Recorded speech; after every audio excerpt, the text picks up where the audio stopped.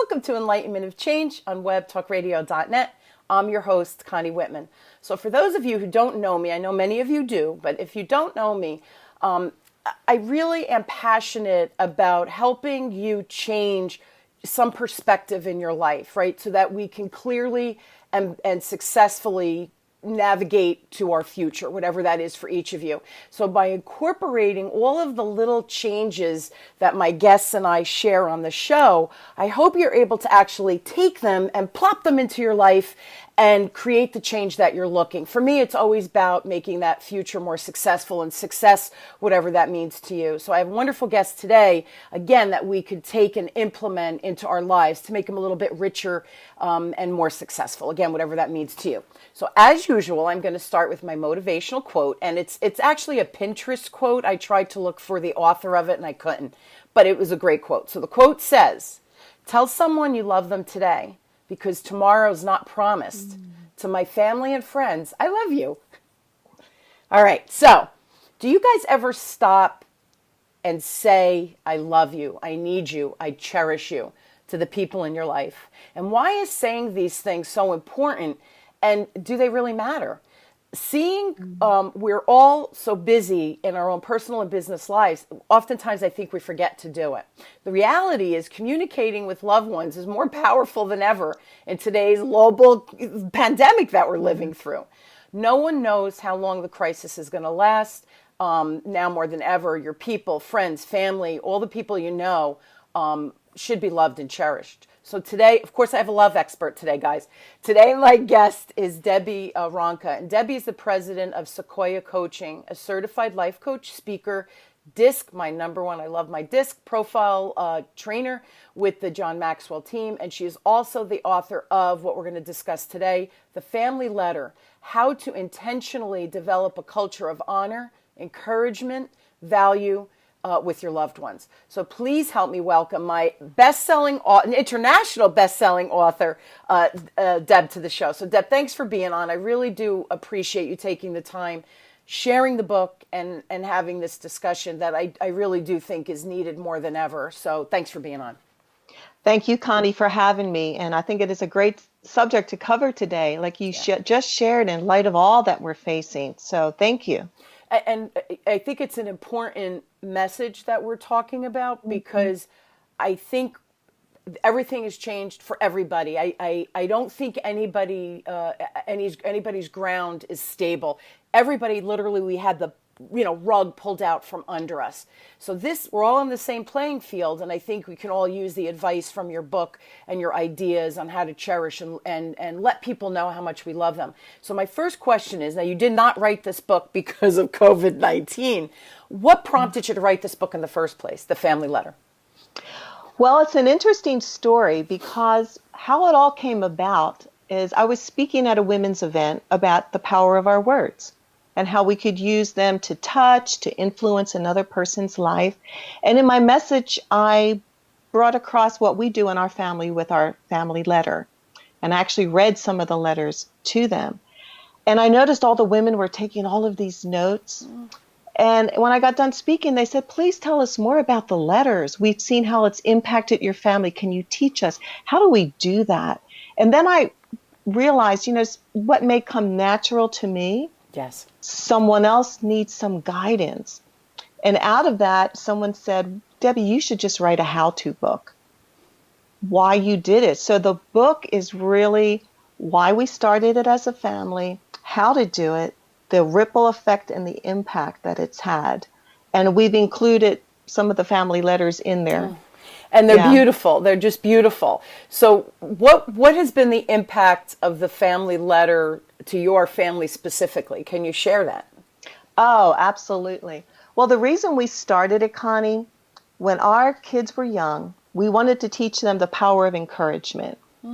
And, how to use your words to, instead of fighting with one another as siblings, let's learn how to encourage one another. So, the whole culture of the home, I think, is different based on the tone of our words, right? Absolutely. And what we're using. So that was the intent.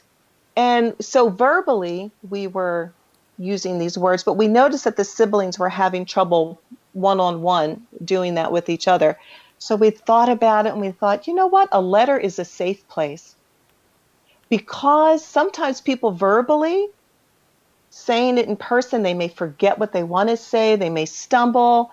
They may feel, oh, maybe I'm being a little too emotional, or does it really matter? But when you have to write it in a letter, you feel a little safer sharing your feelings. And how we helped in the process, we established guidelines. I have found that if people know what to put in the letter, it's like, oh, okay, I can write, um, encourage the person in what good I see in them. So, do they have a great sense of humor? Are they compassionate? Are they thoughtful? Like, what are some of the good qualities that you see in that person? Then we also say, please encourage the person in their talents and their gifts, like recognize them. So, of course, that's easy for children. Oh, you're a good soccer player, or you run fast. You keep it real simple for the kids. But then as we grow older, that expands. Like, Dad, you're such a great leader in your company, and I can tell all of your employees are looking up to you for how you've handled the crisis. It's another way to recognize. Sometimes people, because we do it on our birthdays. So we have a whole year to reflect on what's gone on in that person's life. So all of us face a trial, some kind of dark time, some Absolutely. difficult. Sure. So in the letters, of course, now my family's older and we've been doing this for over 30 years. It's So awesome. we're still doing it. Love it. We will write in that letter, when that relationship broke up, we know that it was really a tough time for you, but we're so proud of your courage. We're so proud of your tenderness. And it just makes that event real in that person's life, that we all recognize Absolutely. what you went through. Um, we also just don't say we love you. We say the specific reasons why, because that goes deeper. It's amazing. And then we encourage people, if we're going into different seasons of their life, say if they're going from high school to college or from grade school to middle school, it's like all about what's going on and giving them words for confidence as they're moving forward into that next season. So the letters are always evolving for what's going on in life. They never grow old because there's always something new to say, Sure.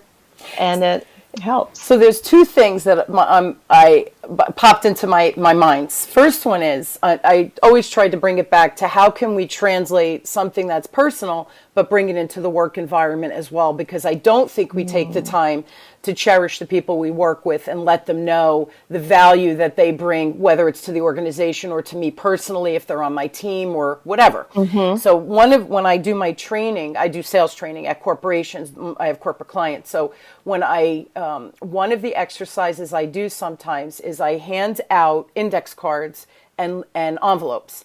And I say to everybody at the onset of the day, put everybody's name, because we all have 10 cards, put everybody's name on the index card, put everybody's name on the envelope, or put your name on the envelope.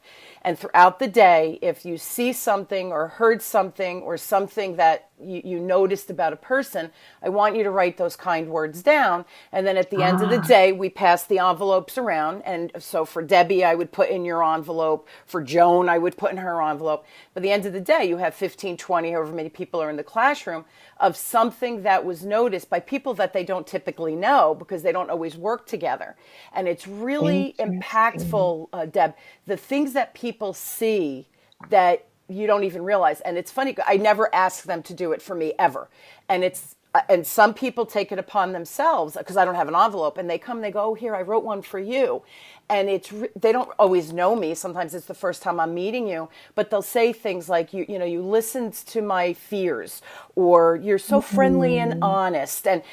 But you don't realize that. So it's funny. This I've done over the years. On my desk, right over there, I have a little catch-all, and I have the index cards through the years, because everybody has a bad day. So when I'm having a bad day, I pull them out and I go, I am kind. I am nice.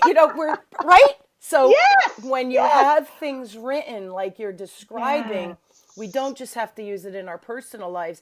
You can use it in any aspect of your life, but people will go back and reflect on it, which I think is really what you're talking about. The other thing, and then I want to ask you more questions, but my other Sure. observation, and I hope the synapses of my listeners are firing right now. Think about after someone who's loved and cherished passes. Now you have all of their letters and all the letters that you sent to them for the grandkids, the great grandkids. So think of the posterity of all of those beautiful sentiments that are now documented. That's kind of a cool thing. So I know, Yes. and I don't know if you've had family members, my grandmother's age, she was in the 20s or whatever. So her brothers like went off to, the World War and what have you. Yeah. And when she passed, my aunts were going through, trunks and stuff with letters and what have you. And there were letters that they had sent, when they were in war. And you read them and you think, oh my God, So it's this, like almost like a time capsule, right? Where you can peel it back many, many years later, generations later, and still have the essence of that generation. So they're the two things that hit me. How can we apply it in business? Now, you're not going to say to someone in business, I love you. That's weird, and HR will get involved. So we Right. don't want to do that. But you can let someone... Draw the line. Yeah, draw the line. But that posterity, almost like a time capsule, is just kind of what popped into my head. So share with me, how do you start a letter, and what is a good time to start a letter? Maybe that's a good question to ask too.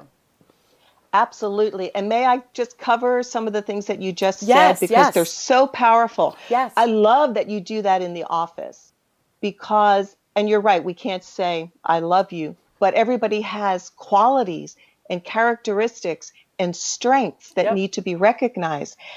I believe everybody walks around with questions in their heart that challenge their own self-esteem, their value, and even their purpose on earth, their purpose at work. And to receive those index cards, that just builds confidence in the team to know that they're known, recognized, and valued. So I applaud you for that. I think that is powerful. And I love what you shared about the history of the letters. I believe it's a lost art with the letters. The generation of our grandparents and our parents, they did that. And thank God for that, because we have so much history that we've gained from it. And I will share with you, when my father passed away, my 3 children asked if they could write him a letter. And we sat around his bedside, and my mother read each letter out loud so my father could hear. And my children were younger then, and they just wanted to know how special he was as a grandpop. And we remember riding the waves with you and Grandpop in Ocean City, and how he impacted their lives. And when my father passed away, I knew he left this world knowing the impact that he left. Absolutely. And so Tearing Connie, me up. I know. I was like, I'm trying not to choke up myself. Because it was such a tender moment. Sure. And I thought, this is so powerful. So then I began to think, what I want to do is, like, we have the history of our letters, and we're continuing to do this, but I want to write a letter to everyone in my family that will be left with my will, so that when I'm gone, that will be their last letter from me. Oh, what a great idea. And because when we're gone, what do we want to know? We want to remember the words. We want to remember the things that our parents said, our brothers, our sisters, and if they could find that last letter. So that's what my husband and I are going to do. I love it. That's such another great idea, because after the person's gone, you can't ask questions anymore. So sometimes when you write the person, me for my kids, let's say, or my husband, and, it's with your will, when they open it, it's things that maybe answer some questions that were left unsaid, or feeling that, did they think that of me? And now you have it in writing. Again, that, at the will, how much money am I getting? What are we selling off? And all this. Right. To me, that's a priceless gift. You can't even put a dollar value on something so precious. So I love that idea too. Holy smokes. When is a good time for people listening? Yes. When is a good time to start writing a letter like that, or start to make that part of their culture, their family culture? I love that word that you used earlier on. Absolutely. Well, I always tell people it's never too late. I started when my kids were younger. Your kids may be older. They may be grown and out of the house. It doesn't matter because everyone has that longing to be known, loved, valued, and celebrated. Start now. If you have young children at home, start now because you're teaching your children the power of your words. And I always tell the young moms, don't worry about the grammar, don't worry about the punctuation. You're teaching them how to use the words and express their feelings. You don't want to crush that. It doesn't need to be perfect. Just let them write. My 5-year-old, we started when our kids were 8 and 6. And then we had a third born. When Vinny turned 5, he grew up watching these letters, this exchange. And when he was 5, he said, I want to do letters. I want in, and so he went from the observer to the writer. This is how we do it. We chose our birthdays because that's the day to celebrate a person, right? Cool. So say it's my birthday, Connie, and I'm sitting at the table. My 3 children and my husband each write their own letter to me individually, and then they put it in front of me. And I take one letter at a time and I read it out loud so everybody there hears what the other person says. So what happens in that dynamic? First, there's a lot of laughter because we do use humor as well. Children growing up get to hear their fathers say amazing things to their mother that they may never hear. Absolutely. Otherwise, like Absolutely. in everyday life, and vice versa. And when it's one of the siblings' birthday, when they have their other siblings saying how great we think you are and you're this, I could tell you the impact is it builds connectivity and a bond that can't be broken because you go through life in your family knowing that you're loved, valued, and celebrated. Like there's no question in your mind because you hear it, it's written down, and it's part of our culture. So I always tell people it's not too late, just start. And it's nice because in the letters, you're writing all the nice things. Because we have fights, we have arguments, we have disagreements, all of those things in life. That's life. But it's those moments of documenting what you really feel in your heart. My husband and I'll just share a funny story. It's not a love letter like this, like we're describing. But when we first got married, my husband is a thinker. And you could say, I fire fast, I think fast, I move fast, I talk fast. Right. So we would have a disagreement and I would like rapid fire. And he would be a deer in headlights because how do you respond? He couldn't keep up with me. Not because he's stupid. He thinks he wants to be thoughtful in how he responds. But I'm throwing 50 questions at him. Well, what about this? What about this? What about this? So finally, it wasn't going well. At first, let me just tell you that.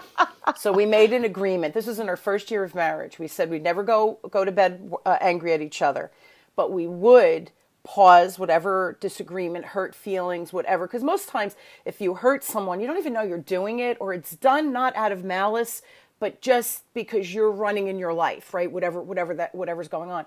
So we agreed that we would park. We would say, if I was upset, this is what I'm upset about. We're not going to talk about it today. We call it the 24-hour rule. And then the next day, we would reconvene. Now you're calmer, you're more thoughtful, you're not in that emotional state, and it would give him a chance to write down what questions he wanted to ask me or why he did what he did, even though I was hurt by it, or vice versa.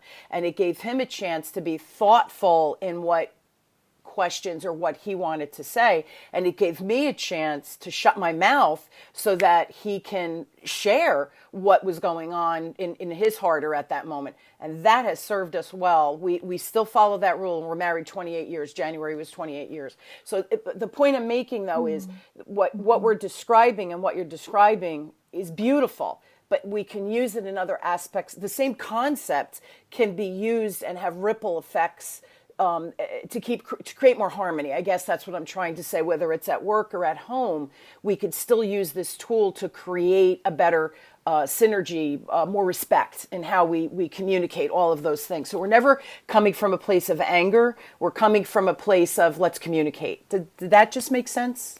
That makes total sense. And I love how you do that. That pause is powerful. Pauses are powerful. And then to have the time to write down the thoughts. And I agree. I mean, letters they're such a powerful tool.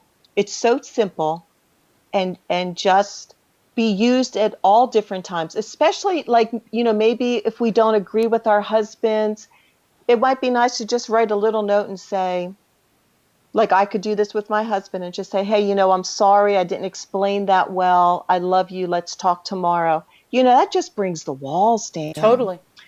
Right. So I totally celebrate that. I think that's powerful and it just gives you more beautiful communication. I love that idea. Yeah, but it's the same concept that you're talking Yes. about, right? It's Yes. just so as people, I hope as people are listening, they buy the book, right? Absolutely. Buy the book. Look at. I love how you set it up, by the way, in the three components of the book, which was brilliant.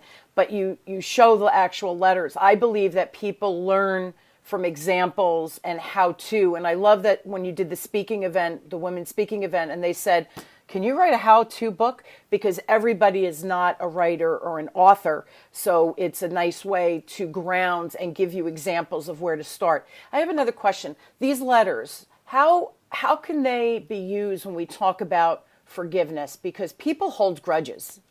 Absolutely. How They do do. you guys, or have you used that in your family as a catalyst for forgiveness? Well, I can tell you, we had our first letter of forgiveness when our kids were younger. And it was that particular year we did a Christmas letter. And so my daughter, in her letter, wrote to her brother, I don't like the way you treat me. You make me sad. I wish you could be kinder. And she wrote things like that. Her brother wrote, I know I haven't been a good brother. I don't treat you very well. I'm going to try harder. Neither of them knew that they wrote that. Ugh.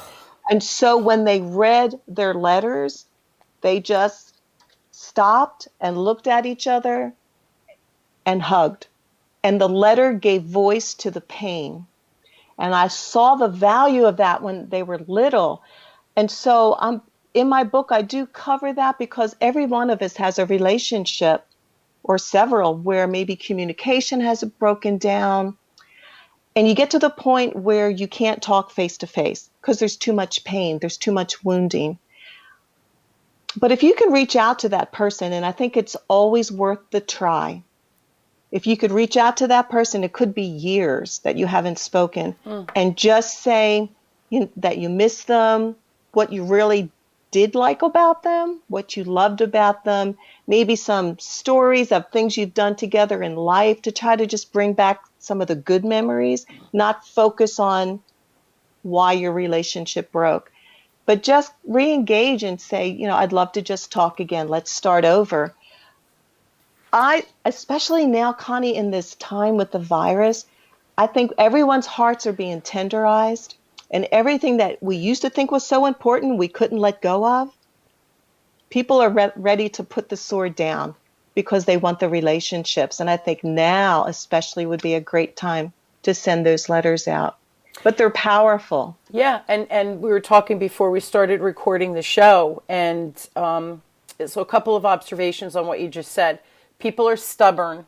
We don't want to admit we're wrong, and we want to own. I was right. I'm the righteous one, which is ridiculous. So this idea of creating a level of or a line of communication, the olive branch, right, so to speak, I think is just a brilliant idea. Before we started the show, Deb and I were talking about my mom that with the COVID-19. So I go to see my mom and dad and help with a shower, whatever it is I have to do there.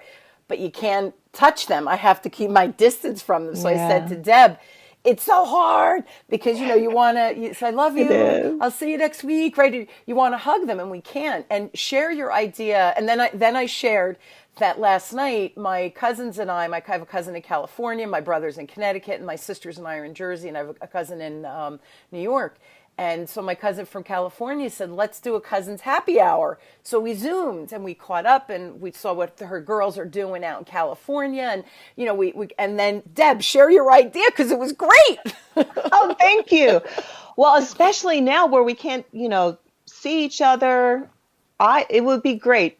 I'm telling people, pick somebody out in your family It doesn't have to be a birthday. Is it a parent? Is it an uncle? Is it someone in your family that doesn't live near you, that's not in your home? And all of you get on your computers, type up a letter and email it to that person, and then create a Zoom happy hour and have your mom, your dad, whoever you've chosen, take their letters and read them out loud. And you will have the best celebration your family has ever had. You're going to laugh, you're going to cry, you're going to be celebrating. And and everybody's going to say, I want one next. Yeah. Everybody's going to start taking numbers. And even for those that are at home, if we've all been saying, gosh, I wish we had more family time. Well, now we have it. So in your own home, do the same thing. Pick one person. That's the person that gets the letter. Sit around your kitchen table, in the living room, wherever, and do the same thing. And just take turns writing to each other. This is the time to build our relationships, strengthen, Agree. and we're going to come out of this stronger just by using the power of our words. Agree.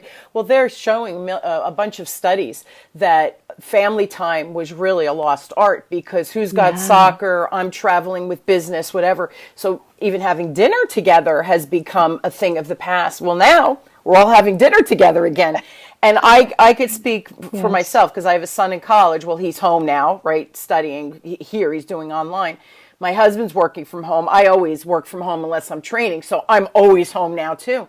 But we all have dinner together every night. Yes. And we laugh and we hang out. And it's not eat and run. We're hanging out and we're talking at the dinner table. So that reconnection of family, and we were pretty tight always, but it's remarkable. So the studies are showing that family unit is becoming more solid. So here's another catalyst. If you have difficulty speaking something for whatever reason, my dad, he says, I love you, but it's hard for him. So you have to say, Dad, I love you. And he goes, oh, I love you too. It's that kind of thing. So everybody doesn't know how to express it verbally, but to write it down. I like what you said before also, Deb, it's safe, right? Because now it's me writing in a gentle way. The other things when you were saying, write the letter, send it to an aunt, do a Zoom meeting like we did the happy hour, the Zoom happy hour.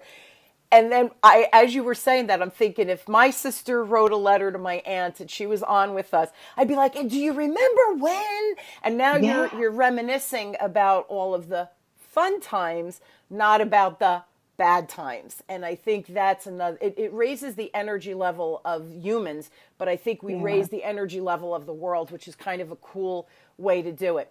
So I hope the synapses are firing, guys, and you're thinking, oh, I could do this. Oh, I should write a letter to that person.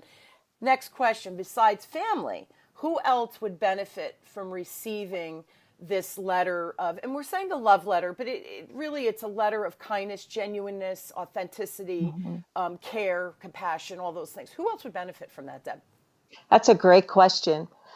And in my book, I actually have a page where I say, please write down who else in your life, even though this is the family letter, go outside that, because everyone in life deserves to hear their value and purpose and how they've impacted your life.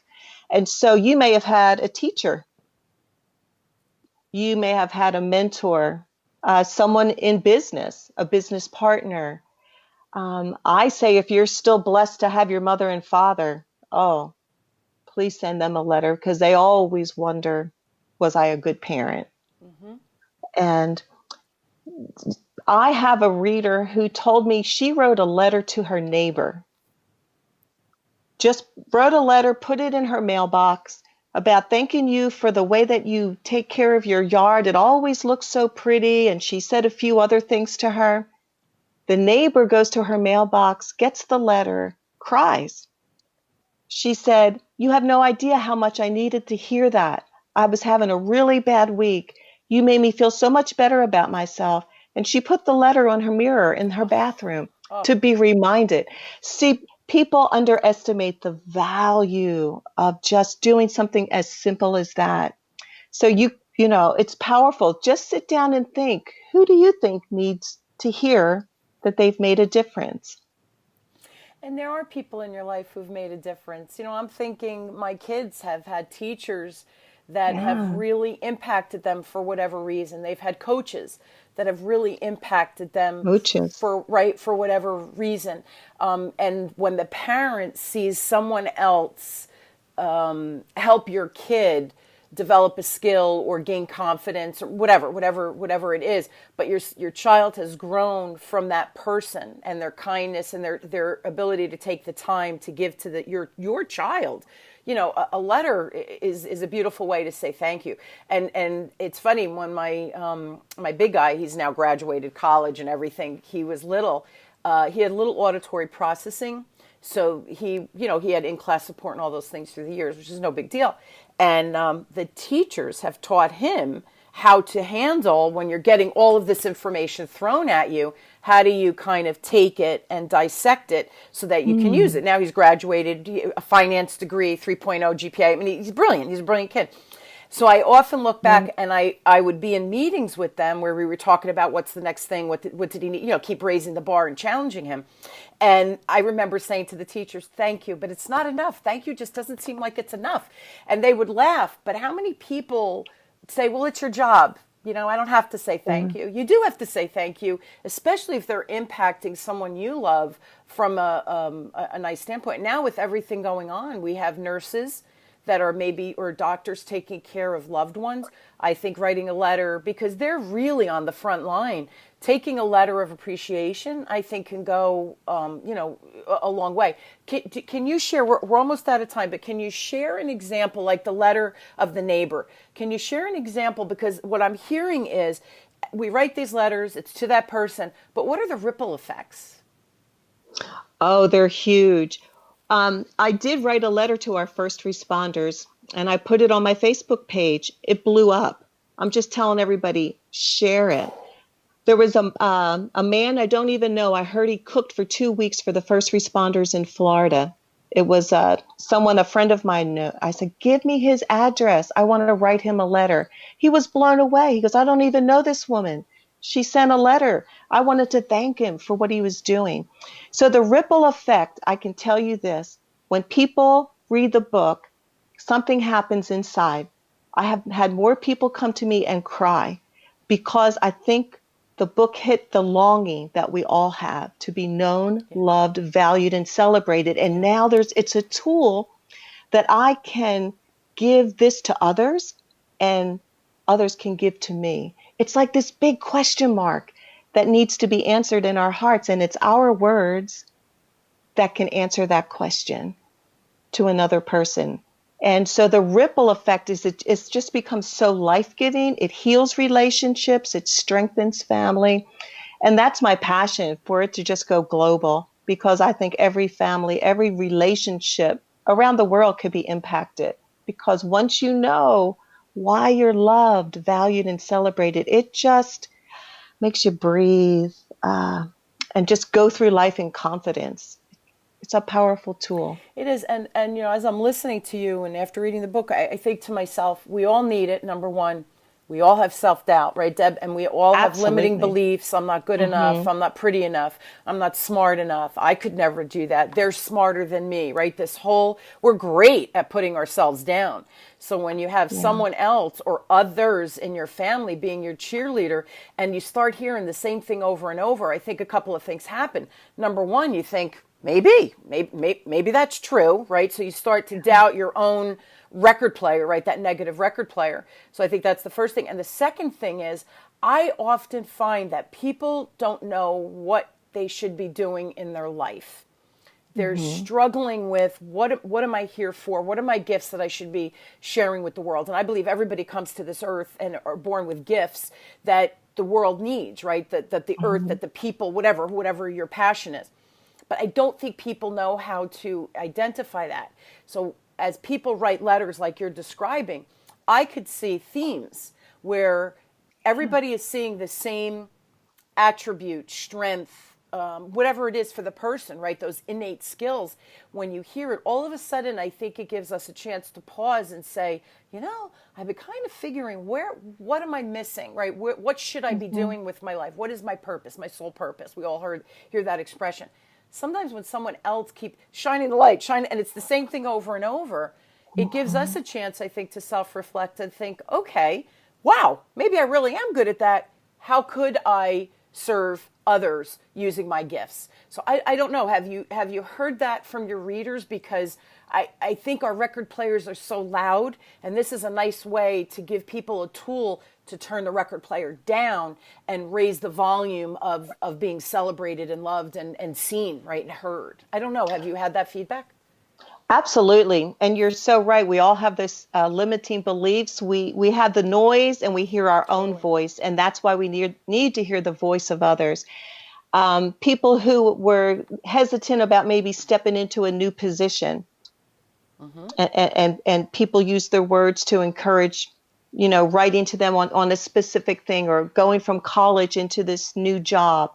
It just, I say it just makes their wings go up. It just fills them with inspiration. Yes, I can. Others see what I think I have, but the more you hear what others see in you, you believe you can. Absolutely. And then, like I see it, a lot of our souls are just thirsty because we're not hearing those words that affirm us to go run the race that we're all called to run with strength and confidence and inspiration. I believe we can empower people to do their calling in life if we could all learn to say these words. And it's a simple thing. We all, I don't care what language you speak, we all know how to speak, right? Yes. Unless you're deaf and you can't speak, whatever, but there's other ways to communicate. Sign language. Okay. So you could still write. Everybody can write, again, unless you're missing arms or something, but then we have so many tools that you could speak into the computer and it can translate for you.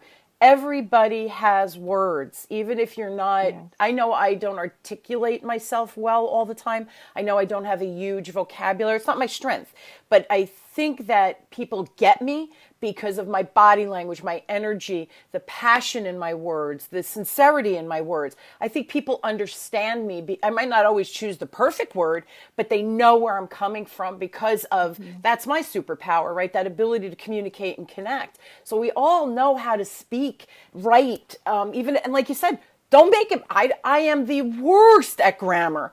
But if I wrote a letter to someone, I guarantee they would know what I was talking about. Even they might want to correct my grammar, Deb. I'm just saying, but that's okay. So I think this is an important tool. Guys, I want to share with you Deb's website. Please check her out. It's DebiRonca.com. It's DebiRonca.com. If you have questions for Deb, please email her directly, and that's DebiRonca@gmail.com.